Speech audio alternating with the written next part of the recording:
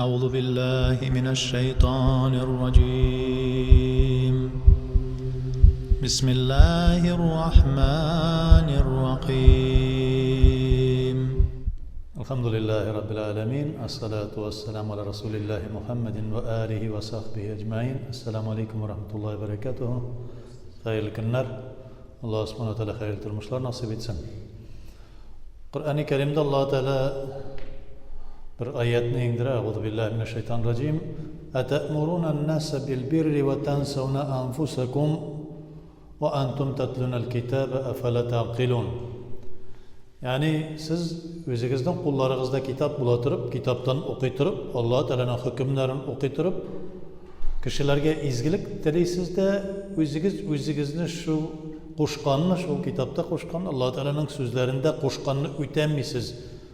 Azrak uylap koymışsınız mı şunu deyin. Yani Beni İsrail'e indirilgen bu ayet, o vakitte Musa Aleyhisselam'ın kavmine deyip biliriz indim mesela Yahudiler o vakitte Peygamberimiz Aleyhisselam'a müracaat edip nişap bulay tügül ol, nişap tıklay tügül ol, bunun diye nerse kildi. Yani türlü şey anırga, türlü yalalar yağın meselesinde ama sen de esbab-ı nuzul diye beytikinde Peygamberimiz Aleyhisselam'ın zamanında alımız kılıkken göre sizin kulağınızda kitap var bit, o kitapta kilesi ahir zaman Peygamber kilesi bilgilengen bit deyip aytilgen ayet. Şuna göre ete'muruna nase bil birri ve tensevne enfusakum. Özünüz kişilerge izgilip tülep de izgilikке şakırıp da özünüz turundan işep uylamışsınız deyip. Ve entum tetlunel kitab, kitabını okuysiz, bilesiz, Allah Teala'nın sözü yazılgan. Efele ta'qilun, başınız nezire işletmişsiz mi ne diyeyim? Yani çok vakitte Allah subhanahu Teala'nın elegelikten qaysıgına tarihte yani gözü salsak da Kur'an ayetleri bilendekiyle anda da Peygamberimiz Aleyhisselam gayte Resulullah sallallahu aleyhi ve sellem Allah Teala'ya dua kılıp qayğırıp meni anlamıyorlar. Benim şuşlay mıskıl eteler. Nersesin bu deyip uylagan fikrine karata, o tel bilen aytmaydı fikir boyunca ki yani fikir kite başına kire. Şu vakitte Allah subhanahu teala'nın ayetler indire. Sina kadar bulgan peygamberlerini de barsında şu kavminin bir ülüşü inkar etti. Evliyalarını da şulayık inkar etti. Galimlerini de şulayık inkar etti deyip Allah subhanahu teala'nın Kur'an ayeti ine. Her vakitte de Peygamberimiz sallallahu aleyhi ve sellem nindigine ağırlıklar görmedi, nindigine cefalar çekmedi. Yani o nerselerine işlese de özünün kavminin bir ölüşü onlarga naşarlıklar, yavuzlıklar işledi. Adam balası şulay yok. Bütün kişiye de yaxşı bulup bulmayın. Bütün kişiye de yaxşı bulsan, yaki bütün kişiye de naşar bulsan, olay bulmuyor. Bütün kişiye yaxşı vafat bulgan kişi gine. Kabirde yatışı. Ol da kaybirlerinin tillerine kire, tiglaydı ol, bulaydı degen bulup. Şolay yok indi Peygamberimiz Aleyhisselam başka bir tukumlar, başka dinde bulgan tukumlarda onu yalgan şey ittirip çıkara başlagaç, onlarga şu sizin yalgan şey nedir bir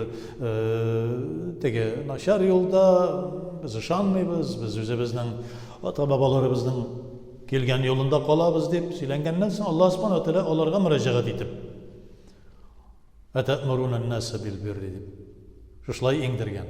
Kişilerini izgilikке şakırasız mı? Bu ayetin elbette o vakitte indirilgen bulsa bugünkü günde de bizge de şulay yok. Çok vakitte kişiler eden balası bir-birsin izgilikке şakıra. İzgilikke şakıra da özün unuta. Özün qaramay. Özü turunda uylamay. Hatta indi Kur'an okuy. Peygamberimiz Aleyhisselam'ın hadislerini bile. Buna mındı edebi var dinin şuşandı edebi var. Peygamberimiz Aleyhisselam'ın şuşandı sünneti var. Degendi sünneti var. Hazır kaybirleri şunday neler bilen, sözler bilen cerirler bizde. Bütün nerse farz, vacip hem nafil. Vacip da yok, farz hem nafil gine var. Sünnet degen nerse o nafilge kire. Ötesen yarı, ötemesen yarı değil. Bizde indi ehl-i sünnet ve cemaate Әhl-i Sünnet вәл Cemaat'ta 4 mezhep boyunca farz degan tushuncha bor, vojib degan tushuncha bor, sunnat degan tushuncha bor, mustahab degan mubah. Şulay endi haram, makruh, müstekrah, müfsitler var. Biz şularni öğrenemiz. Yani şuşunday hallerini biz bilirge tiyişmiz. Qaybirlar aytalar, yo'q, bunday narsa yo'q. Bar konkretni şuşu, bar tegilay bulay. Tegindiy edepinde tuturga tırışmay, bunday edepinde tuturga tırışmay. Qur'onda ko'rsatilgan edepni ko'radi, tilingni tiy, o'zingning qardoshingga til tiydirma, onun ortidan tajassus qilma, spiyonit etma, onun g'aybatini suylama, onun sukma, oshyo'lanma degan oyatni oladi. Ya'ni başta ezrak ola kishiga ovur, kitobdan o'qiy, g'aybat suylarga yaramaydi tegisi, bunisi boshqasi men sanab ketgan aybirlar. Lekin ondan so'ng ovur ol. Onun g'aybatini suylamasga, kishiga til tiydirmasga, olag'ina tugul Alloh subhanahu va taolo oxirdan tag'in da kesatib qo'ya, "Wala tasubbu" ana suga ko'rmagiz. Alloh taoladan boshqaga g'ibodat qiluvchilarni, ularning potlarini hatto suga ko'rmagiz, til tiydirmagiz deydi. Onsa tag'in da og'ir. Siz shuni o'qiysiz bitti. Adabni bilasiz. Lekin Allahlarda bu yoki Bani İsrail'ga kelgan yoki teginlarga kelgan oyat deb kishi o'zini oqlari uchun turlicha sabablar topa boshlaydi. Shu adabni o'tamas uchun, kishilik sifatini bildirmas uchun, u o'zingina eng xayrli kishi deb o'ylaydi. Har bir kishi bet ko'zgiga qaragach o'zingina eng motor deb o'ylaydi dunyoda. Eng komil, eng tugal, butun yeri kelishgan, butun yeri to'g'ri kelgan kishi bo'laroq, odam bolasi bo'laroq mengina eng motori deb o'ylaydi har bir kishi. Har bir kishining ko'nglidan o'tadi. Men yamsiz degan kishi yo'q. Men shunday bir yovuz deb aytgan kishi yo'q. Men qabahat kishi, men gil gunohlar ishlab yurayim deb bir kimda shuni qabul etmaydi u. Odam bolasi o'zini gil izgilikda deb o'ylaydi. Odam bolasi o'zini eng motori deb o'ylaydi. Odam bolasi o'zini eng g'olimi deb o'ylaydi dunyoning. Odam bolasi eng ustuni deb o'ylaydi butunning. Shunga ko'ra o'zini tegishlisin Alloh. Din, İslam, yani Allah subhanahu taala taqdim etgan adablar, shunday tiyilgan narsalar var, ham buyruqlari var.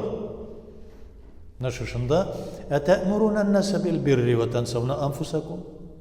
Qur'onning oyatida senga da aytgan, sen g'aybat suylama, sen g'aybat suylaysan da g'ibrat bo'lsin deb aytib qo'yasan ondan so'ng. Kishi birarsi boshqa bir senga o'xshamagan ravishda bir g'aybat suylab qo'ysa, ularga sen narsa gunohga botding, tegalay, bo'lay deb so'ga boshlaydi. O'zi g'aybat suylay boshlagach, sen de bir g'aybat suylaysan deb biror kishi aytib qo'ysa, yo'q, bu g'ibrat bo'lsin deydi. O'ziniki g'ibrat bo'lsin, kishiniki g'aybat bo'lib qoladi. Şulay endi o'zi balki yo'l tahajjudlarında o'tamay, balki yo'lunda nafillarında o'targa oshqinmay, payg'ambarimiz sollallohu alayhi vasallamning sunnati deb jiri kuch hal bilan ul farzlarni o'tay. Hozir endi shunday bir tendensiya ketdi, shunday bir og'im ketdi. Vitr vojibmi, vojib tugilmi deb. Albatta ol Hanafi mazhabida vojib. Lekin Shafi'i mazhabida ul masalan vojib tugil. Shu masaladan hatto vojibdan da bizning ul vojibligi Qur'on oyatine tayanılgan. Bular endi tegindan eshitgan, bundan eshitgan şu so'zlar bilan hatto andi vojiblarni da qoldiralar. Tashrih takbirlari, qaybirlari ol bitinde tegi vojibligin qoldiralar. Tashrih takbirlari aytsang yari, aytmasang yari degan ravishda onsin da qoldirmoqchi bo'ldilar. Tashrih takbirlari bütün mazhablar, ahli sunnatda bütün mazhablar bo'yicha vojib ol. Allah subhanahu wa taala bizga Alloh taolani fakabbirhu takbir qil degan oyati bilan keltiradi bizga. Fakabbirhu bukratan va asilan. Yakanda fazkurulloha ayyaman magdudat. Shunlarga qarata tashrih takbirlarına qarata Allah subhanahu wa taolani belgilangan kunlarda zikr qil, takbir qil. Shularni bila turib, odam bolasi o'zini tegishini olmoqchi bo'ladi, o'zini og'ir kelgan adablarni qoldirmoqchi bo'ladi. Musulmonlikda da yani ayetning asbab nuzuli, yani ingi Peygamberimiz sallallohu alayhi vasallam vaqtidagi onu qabul etmagan boshqa tür Yahudilarga falanga bo'lsa da, bugungi kunda biz onu o'zimizga qabul etirga kerak. Bir ishni sen xoliqqa taqdim etasin ekan, bek ko'p andi kishilar.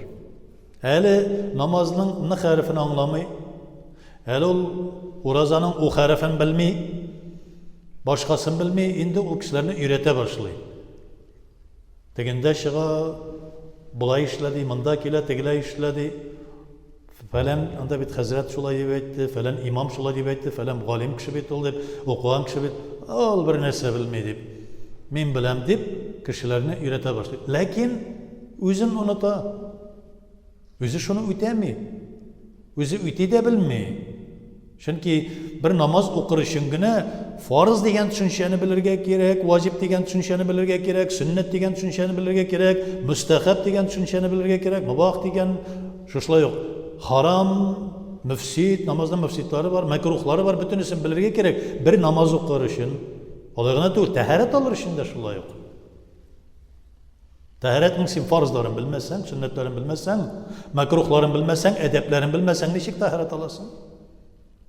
Намазның шушы фарызларын, ваҗибларын, сөннәтләрен, мөфсидләрен белмәсәң, ничек намаз укыйсың? Кайсы намазның фарызы, кайсының сөннәт икәнлеген, кайсы мустахаб икәнлеген. Шуңа күрә бармакны күтәреп селкеп торырганмы, булай иттереп әйләндергәнме, тегеләй иттереп әйләндергәнме, булай кәкре иттереп тутырганмы, туп-тур иттереп тутырганмы дигән сугыш бүгенге көнгә кадәр бара. Абу Ханифа рахматуллаһи галейһи нәрсә ди, мустахаб гамәл. Аны бахәсләшә торган нәрсә түгел. Алла Тәгаләнең барлыгын, берлеген иqrar итүең кирәк күңелең белән. Телең белән әйттең исә күңелеңдә шуны тәсдиқ ясарга кирәк, тәсдиқ кылырга кирәк. Ашһаду ан ла илаха иллаллаһ. Алла Тәгалә бердән бер ул, шаһадат кылдым. Бармак күтәрүдән ниндидер бер намаз бузыламы, намаз яки төшеп каламы, яки күтәрмәсәң, яки күтәрсәң, аның бәхәсләшә торган мәсьәлә түгел. Бу мустахаб гамәл икәнлеген иqrar ителенсә, билгеләнсә, әлбәттә аның турында бәхәс булмас иде. Башка мәсьәләләрдә дә шулай. Әнә күрәбез ки, кайбер кешеләр бер үзе намаз укыганда да аягын теге арба тәртәсе кадәр аягын җырып баса. Пәйгамбер саллаллаһу алейһи сөннәте ди. Соң валлаһи, Пәйгамбер саллаллаһу алейһи сөннәте нәрсә ди? Ике арадагы ике нәрсәгезне саклагыз ди. Ике ирен арасындагы телегезне саклагыз, ике бутарыгыздагы әгъзагызны саклагыз, кысыгыз ди. Кысыгыз дигән бөтен җирдә кысырга куша бит ул. Имештер шайтан үтәде. Шайтан кая йөри? Шайтан менә телдә була да, шайтан шушы ике бут арасында була, шәһвәткә кыйный бик каты. Шушында да аны да әллә нинди рәвешкә китереп чыгарып, ваҗиб, фарыз дәрәҗәсенә чыгарып, ниндидер бер дәрәҗәгә китерәләр. Атамурун ан-наса бил-бирри ва тансауна анфусакум. Син әгәр дә кешегә бер нәрсә тәкъдим итәсең икән, өйрән ул тәкъдим итә торган нәрсәңне үзеңә кулланыр өчен. Китап укыйсың икән, хәдисләрне өйрәнәсең икән, иң беренче ни өчен өйрәнәсең син аны? Кешегә сөйләр өченме? 90% халыкның хәле шундый. Китап укыйлар да тизрәк кемгәдер сөйләр өчен өйрәнәләр. Динне булсын, башка нәрсәне булсын. Әле ул аны үзе татып карамаган, үзе иманның, исламның ләззәтен татып карамыйча да укыды китаптан, күрде интернеттан. Кара менә шулай икән дип бөтен кешегә сөйли башлый. Син үзең тот аны башта. Әгәр дә ул файдалы икән. Файдалы булуын, файдалымы түгелме икән белер өчен бер гыйлем иясенә бар. Гыйлемле кешеләр бүген Аллаһка шөкер. Әһле сөннә вәл җәмәгатьтән булган, мәзһәбләрне санлаган, Пәйгамбәр саллаллаһу сөннәтеннән аерылмаган. Шундый кешеләр Аллаһка шөкер бүгенге көндә. Шуңа күрә Пәйгамбәр саллаллаһу әнә шушы Коръәнне аңлаткан вакытта да үзегезне иң беренче сез берәм килеп җитәсез Аллаһ Тәгалә каршына ди. Шул вакытта җавап бирәчәксез ди. Әтияне дә кирәк түгел, балам да кирәк түгел, эшем дә, дәрәҗәм дә кирәк түгел, мине генә я Раббым газаплама ди. Ва куллухум я'туна яумал қиямати фардан. Аллаһ Субханаһу ва тааля берәм киләчәксез ди. Үзегез өчен җавап бирәсез. Галайкум анфусакум. Үзегез өчен җавап бирәсез ди Коръән аятына. Шулай ук инде тә'мурунал бирра. Үзегез изгелекне сезгә кешеләргә тәкъдим итәсез дә, ва тансауна анфусакум. Үзегезне онытасыз ди. Тагын 3нче аяты. Бу җитмәйме безгә уйланырга? Кешегә җиткергәнчә үзебезне карарга һәм Аллаһ Субханаһу Тәгаләдән мәгъфирәт сорарга, Аллаһ Тәгаләнең ризалыгын истәргә кирәк була. Аллаһ Субханаһу Тәгалә һәрберебезгә дә туры юлда булып, Аллаһумма һәммәбезне дә үзеңнең ризалыгыңа җиткер. Раббана адаштырма, саташтырма, тәүфик һидаят бир. Адашкан саташканнарга да тәүфик һидаят бир. Душманнарыбызга да тәүфик һидаят бир, я Раббым. Раббана бу дөньяда яшәгәндә синең сөекле тугры кулларың булып яшәп, бу дөньядан иман белән үтеп китеп, киләчәктә вәгъдә иткән җәннәтләреңә дә турыдан-туры кирип, шушылай бергәләшеп, Пәйгамбәрбез саллаллаһу алейһи ва сәлләм мәҗлестәше булуыбызны насыйп ит. Раббана атина фид дөнья хасанатан ва фил ахирати хасанатан ва қина азабан нар.